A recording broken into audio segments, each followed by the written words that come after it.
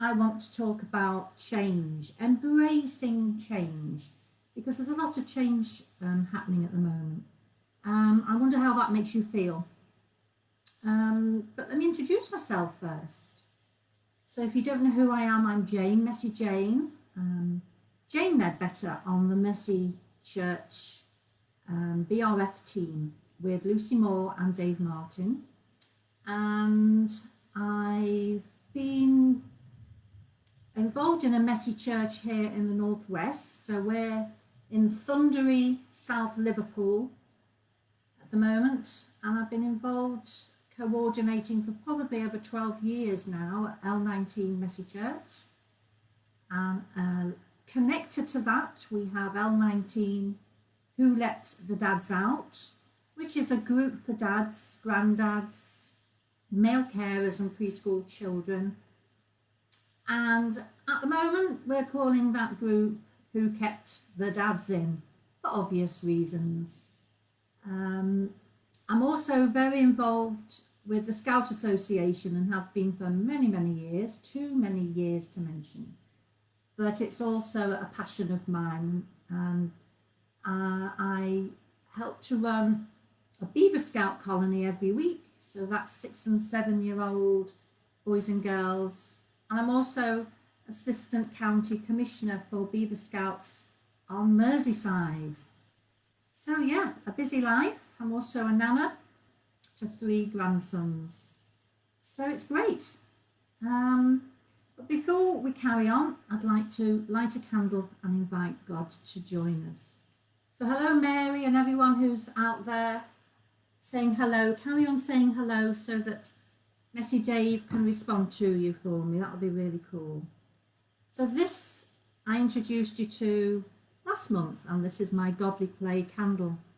And if any of you have been Godly Play trained, you'll be like me. You'll have that special box in your home where special things come out every now and then, and this is one of them from my box. This is my Godly Play candle.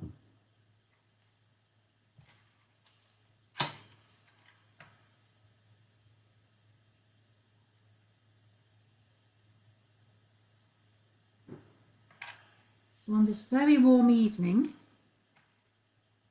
here in Liverpool, Lord of Hope, we welcome you. Be with us in our morning, afternoon and evening. May our words and deeds be pleasing to you. Amen. I'll just set this aside. So last time I was on Facebook Live with you, we were hearing about some countries who were easing down on lockdown, like New Zealand, and others were returning to lockdown, like Melbourne. And last week we really enjoyed having Chris Barnett from Melbourne in the morning for Facebook Live, and then we had Sandy and Sophia from Melbourne telling us all about their Messy Church there. That was really entertaining. And in the UK we also have Leicestershire, that is back on lockdown. And then this morning when we woke up here in the UK, the news told us all about Auckland in New Zealand and how the city of Auckland is back on lockdown. Also here in the Northwest we have the city of Preston, who have got their restrictions to adhere to again. And there's Aberdeen up in Scotland, and then Lynn on our Facebook Live this morning commented on how there's 3 counties in Ireland that are back on lockdown. So it's all still very, very worrying, isn't it, everyone? And our prayers really are with you all as we have to take these necessary measures to manage this COVID-19 situation. It must be so difficult, really difficult to accept yet more change, especially if you've just been getting used to visiting and seeing your family and friends once more after such a long time. And in New Zealand, we were celebrating with them because they were going back to church face to face. And I know some are, but Auckland won't be at the moment. Change. Does anyone actually like change? And what is it about change that makes us feel so uncomfortable? Well, I just want to spend a bit of time this evening with you to chat about change and also about our mental health and well-being. So to help us, I've chosen a passage from the Bible. Now, this passage you will have heard a lot of times. You will have read it a lot of times, and you will have sung it a lot of times too. It's Ecclesiastes chapter 3, verses 1 to 8. A time for everything. There is a time for everything and a season for every activity under heaven. A time to be born and a time to die. A time to plant and a time to uproot. A time to kill and a time to heal. A time to tear down and a time to build. A time to weep and a time to laugh.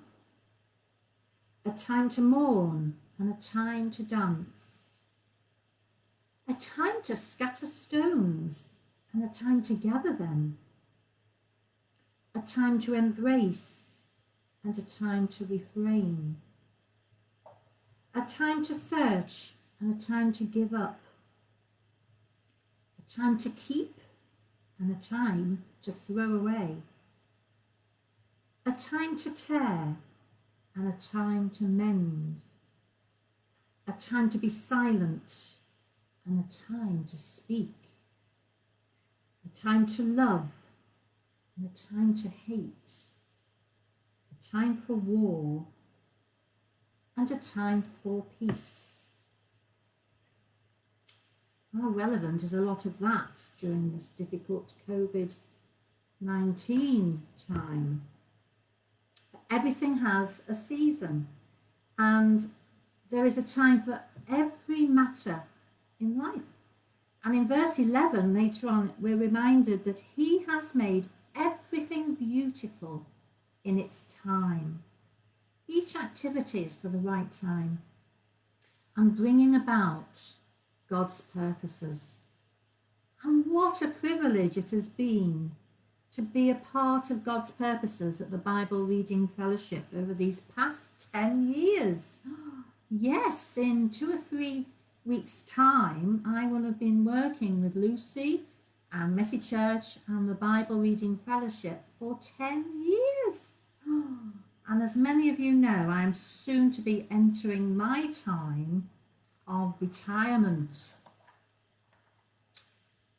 And today, it's been Messy Dave's last day with us on the Messy Church team. It's been a really, really sad day. And I do hope, knowing that Dave's with us this evening, that you'll take this opportunity to send him your prayers and best wishes. It's been a really difficult day for us to get through, and imagine how much more difficult for Dave. But I do hope that you've had a chance to view the short video that he made and posted on our Facebook page. I think it was last Thursday. Please have a look for that. And also to read his blog called Messy Hindsights. And you can find that on the Messy Church website. And if you go to the top tabs on the main page and go to the tab that says more, there's a drop down there where you'll find the blogs easily. Messy Hindsights for Dave. Yes, because of this COVID-19 pandemic, the Bible Reading Fellowship, which is just a very small Christian charity, and it's that close to its centenary, it's having to make some really difficult changes. And in a very short season, Dave has made huge contributions to the Messy Church team. He has certainly upskilled little old me. And he has so many skills and God-given talents that in this very short season, it just has not been time to discover them all, I can assure you. And so we just want to thank you so much, Dave. Thank you so much for all that you've given us and for your friendship, which I know we'll have for a very long time anyway. But as colleagues, well, we're really going to miss you. And some of you know about Messy Lucy and Messy Martin, that's Martin Payne, who began their time with Bible Reading Fellowship in the Barnabas in Schools ministry. I mean, imagine being a school, inviting Lucy or Martin to arrive early in the morning and bring the Bible to life for all the school children and the teachers. I mean, it must have been awesome. Well, this BRF ministry has been very popular for many years and has had an excellent team delivering the Bible themes, the Bible stories, the RE days, and lots more all around the UK. But the COVID-19 pandemic has meant a shift in the opportunities to work with schools. And so Barnabas in Schools ministry will just not be viable. And so that will come to a close at the end of this academic year too. And then in September, next month, Lucy will be sharing some more changes. I mean, are you feeling uncomfortable, or do you think we can cope? And I wonder if you're experiencing change in your lives wherever you are. But we know that God has further purposes for Dave and for me and for Bible Reading Fellowship. We know that God never changes, and we're all called to enjoy life in the present with him.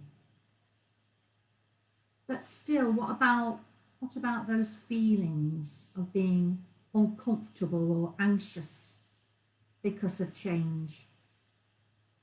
Well, when I was on Facebook Live last month, I sensed a need to start another Messy Church Pinterest board about well-being, because you shared so much in your comments and emails about your own messy circumstances that you gave me like a pastoral prompt. So I've started it, and after some discussion we've decided to call it Mental Health and Wellbeing, and it's our board number 40. Woo, I can't believe it. But there's some really good organisations and resources out there that can help all ages. You'll find some of the resources probably quite familiar, but I do hope that there are new ones for you to discover. And only this tea time I've been adding some more from Australia, which are really great. I mean, I wonder, where is your happy place? So get your type fingers ready and let us know, where is your happy place? It might be a beach, could be a mountaintop somewhere. It could be when you're daydreaming on the back of the bus. It could be just when you're in someone else's company. It makes you happy. Just let us know. We'd love to see those.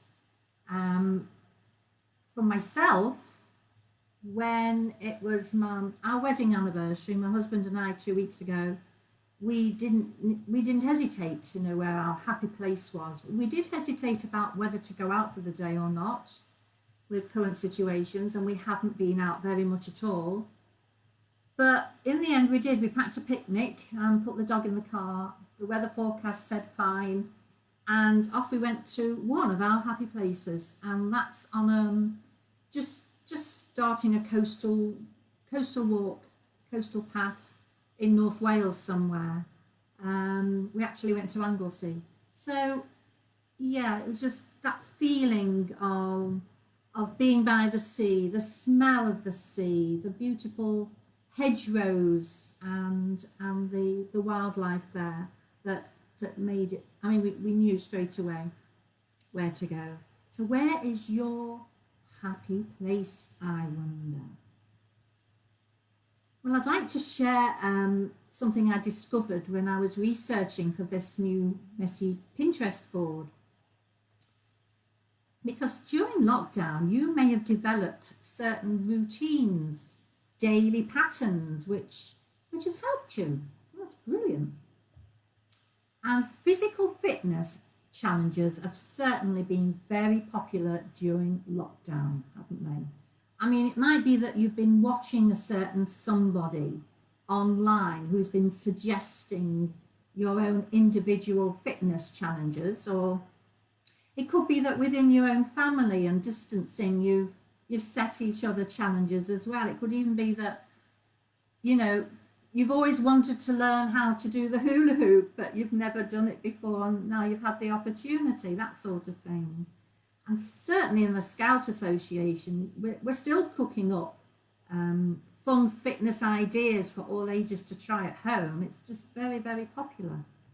But did you know that if your body does regular and repetitive activity, like walking the same route for exercise every day, then your body stops taking in things. It starts to become automated. For example, let's say you're driving your car to work along the same road every single day. After a while, your body stops you noticing anything different, and familiarity builds in. And often it's this familiarity that can cause accidents, and not just on the road when you're driving, of course, anywhere, like in your own homes. Got quite interested in this. So I thought I might set you a challenge, because how about trying to do something different when you're walking or cycling or driving your routes every day? How about trying different routes, inviting your brain to look for different things each day? And apparently the benefits are huge. So this is my challenge to you. Do you work from home? Do you work from home, and do you walk to work? Yes, really. Do you work at home, and do you walk to work? So maybe after you've showered in the morning, maybe after you've eaten your breakfast, perhaps you've put the bins out, you've read your daily Bible reading notes. I mean, do you then walk to work, which might be your desk or a table, wherever your laptop is, or do you just pull up a chair? How about trying a walk around the block? And if your lockdown circumstances allow you to do that, that's all I'm saying. You know, just how about adding a walk around the block or across the park before you actually start your work for the day? You could take that opportunity to maybe chat with God, look at the wonderful nature that God's provided for us, and the differences you might see in each season. Maybe you could be a really good citizen and collect a bag of rubbish along the way. Yeah, litter's a big problem at the moment again, isn't it? So sad. And while I've been exploring this wealth of mental health and well-being stories as I've been researching for this new board, I heard about a man that regularly travelled along the same route as he exercised every day. And he'd been doing it for quite a long time, all through the pandemic. And there's something that he'd never noticed. Something really to us would be quite obvious in the UK, let's be assured of that. because yes, this is in an England suburb, but he never noticed that there was a kangaroo in a field that he passed every day. A kangaroo in an English suburb. So make some changes to alert your brain to new things, maybe. That's my challenge to you. It'd be a really, really healthy thing to do. So, change.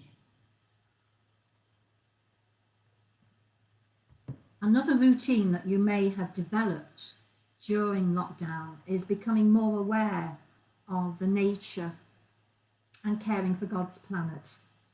It could be that you've started to grow vegetables, or it could be that you've always grown vegetables, but you've tried to grow some different ones. Maybe you've joined a virtual gardening club, and maybe your interest in the birds has increased, local birds to you.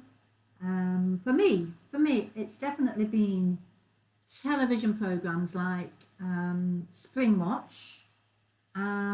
This is a British TV program for those of you that don't know it. And during lockdown, we had a good 2 weeks of daily TV of that. And then I joined something that they suggested, which is called the Self-Isolating Bird Club. And that's still going if you want to look it up. But it's been brilliant for sharing, for learning more about the nature around us. And because I'm nosy, I now know all about the nature around you probably as well. It's great. My well-being grows enormously each time I hook up to these kind of virtual groups. Really does. And of course, connected to all of these and in my own daily life routines is recycling and plastic issues. And I know some of you know that this is one of my passions, but it's really an easy routine to get into where we can make a huge difference to the planet. I mean, have you checked just today how much plastic has come through your home? You know, it might have come through in a shopping bag, might have come out the cupboards, it might have come through your letterbox even. Have you checked how much plastic has gone through your home in just one day? And of course I have some examples. So it could be something that your bread was wrapped in, or it could be something from which you gave your pet dog a treat for being good while it's been thunder and lightning around them. Yes, it could be something that's come through your door, a charity bag. And certainly where I live, we get these a lot, and they're all plastic.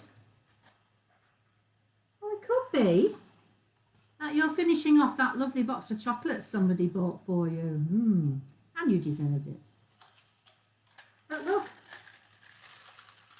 can any of this plastic be recycled, do you think?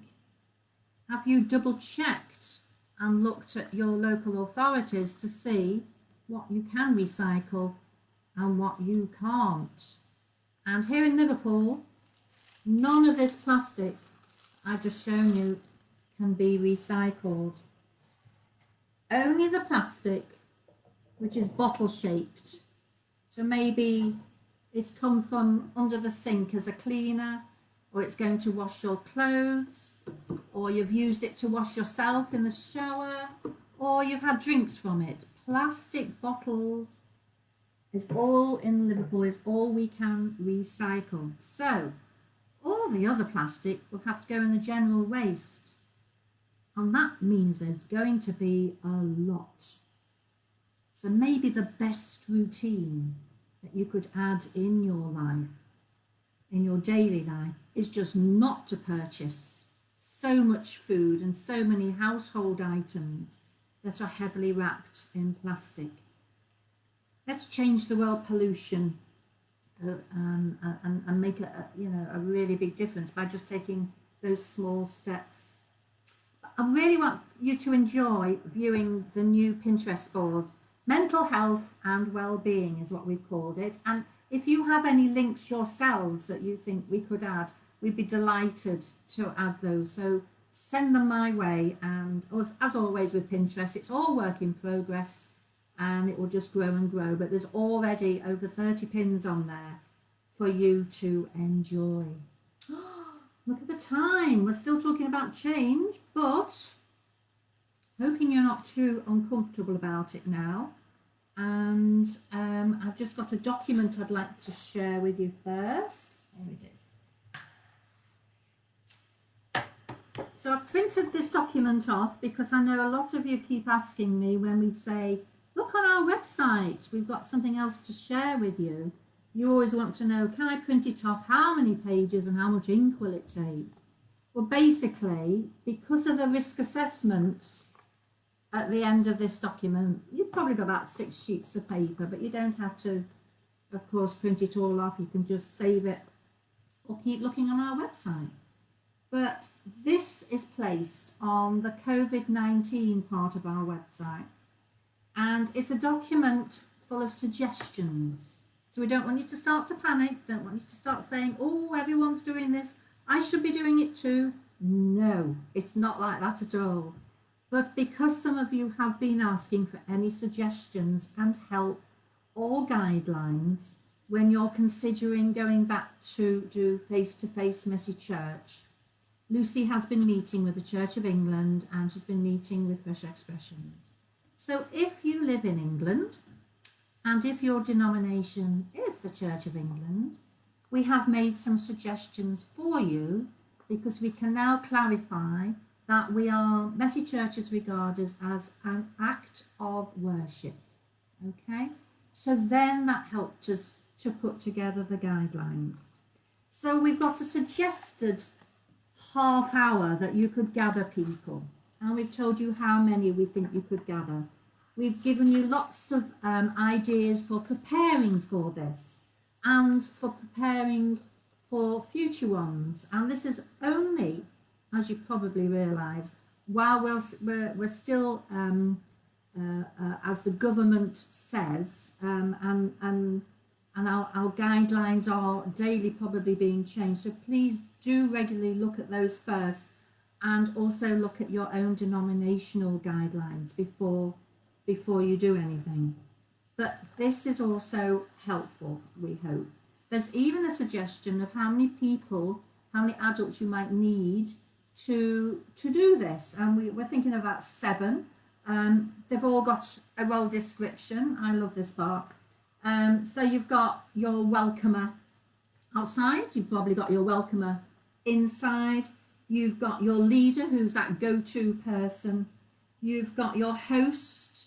You've got the shepherd, love that one.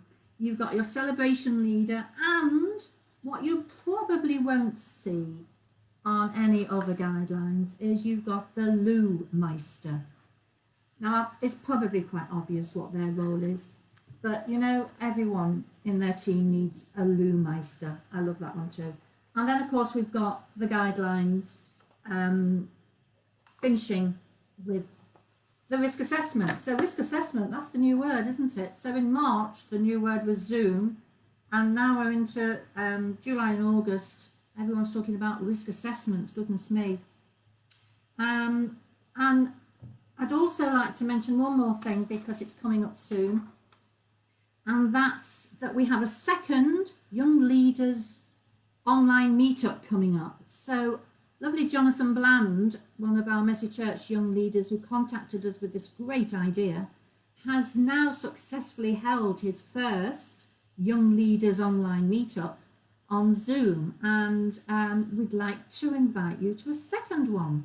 So if you are, or you know any 10 to 16-year-old Messy Church young leaders who are free on the evening of Thursday the 20th of August at 8 o'clock, or the morning of Friday the 21st of August, 9 o'clock in the morning, if you contact Lucy at lucy.moore@brf.org.uk, you can book a place with her and she can send you our safeguarding guidelines and all the information that you need. And we do encourage you to find your young leaders and invite them to this. It was really apparently really good and successful, the last one. So I think it's nearly time to finish. I'm just checking to see if I've forgotten anything. Oh yes, next week. Oh, be very excited, everyone. I am.